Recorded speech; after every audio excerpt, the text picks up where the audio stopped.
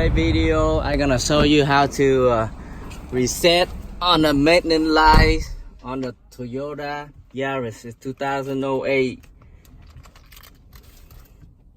Every 5,000 miles the maintenance light will be on, so it's remind you to change the oil, checks all the fluid.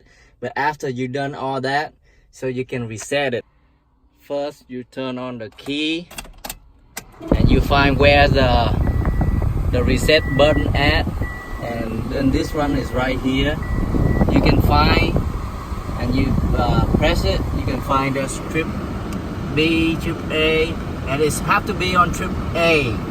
So when you find that trip A and then turn the car off, now you press the reset button and turn the key on,